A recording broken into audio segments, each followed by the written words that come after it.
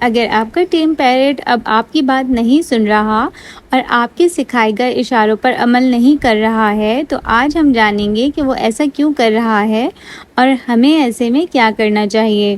Number 1، ہم دیکھتے ہیں کہ پہلے ہمارا پیرٹ ہمارے بلانے پر ہمارے ہاتھ پر آ کر بیٹھ جاتا تھا، پر اب نہیں۔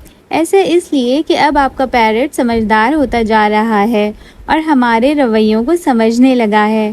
جیسے پہلے گولو میرے بلانے پر فوراً میرے پاس ہاتھ پر آ جاتا تھا، پر اب ایسا نہیں کر رہا کیونکہ اسے معلوم ہے کہ میں اسے واپس پنجرے میں بند کر دوں گی۔ وہ یہ نہیں جانتا کہ گرمی بہت ہے اور پنکھا میں چلا نہیں سکتی اور گولو کے پر بھی میں نے کاٹ نہیں رکھے۔ ایسے میں گرمی کے دنوں میں گھنٹوں اس کو کیج سے باہر رکھنا اس کے اور میرے دونوں کے لیے ناممکن ہے۔ ایسے میں گولو کا مجھ پر سے اعتماد اٹھ رہا ہے اور اب وہ میرے بلانے پر میرے پاس نہیں آ رہا۔ پر ایسے میں پریشانی کی بات نہیں، آنے والے دنوں میں جیسے ہی موسم چینج ہو جائے گا اس کا روٹین سیٹ ہو جائے گا اور اس کا مجھ پر سے اعتماد پھر سے بڑھنے لگے گا۔ ان شارٹ یہ کہ آپ کے بیہیویئر کا اپنے پیرٹ کے ساتھ چینج ہونا اس کے اعتماد کو ٹھیس پہنچاتا ہے اور وہ آپ کی بات نہیں سنتا۔ ایسے میں اسے ٹریٹ دیجیے اور اس کی من پسند چیز اسے دکھا کر اپنے پاس بلائیے۔ وہ وقتی طور پر آپ سے ناراض ہے اور فوراً آپ کے پاس اڑ کر آ جائے گا۔ نمبر 2، آپ کے پیرٹ کے نہ سننے کی دوسری وجہ آپ کی نامکمل ٹریننگ ہو سکتی ہے۔ اپنے پیرٹ کو مکمل طور پر ٹرین کیجیے۔ جب وہ کسی ایک اشارے کا عادی ہو جائے تو بار بار اس اشارے کو ریپیٹ کریں اور اس کا عادی بنا دیں۔ نامکمل ٹریننگ آپ کے پیرٹ کو کنفیوز کرتی ہے اور وہ آپ کا اشارہ سمجھ نہیں پاتا اور آپ کو لگتا ہے کہ وہ آپ کی بات اب سن نہیں رہا۔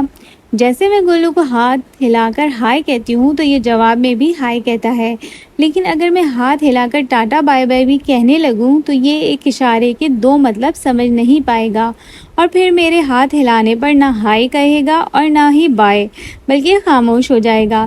اسی لیے میں صرف ہاتھ ہلانے پر ہائے کہتی ہوں تاکہ یہ مکمل طور پر سیکھ پائے۔ تیسری وجہ آپ کے پیرٹ کی نہ سننے کی، وہ ارد گرد کا ماحول، شور ہنگامہ اور گھر کے دوسرے پیٹ ہو سکتے ہیں۔ یہ سب ان کی توجہ مرکوز نہیں ہونے دیتے اور وہ سیکھتے وقت ڈسٹریکٹ ہوتے ہیں اور صحیح سے نہیں سیکھ پاتے اور یوں آپ کو لگتا ہے کہ وہ آپ کی بات نہیں سن رہے اور آپ کو رسپانس نہیں کر رہے۔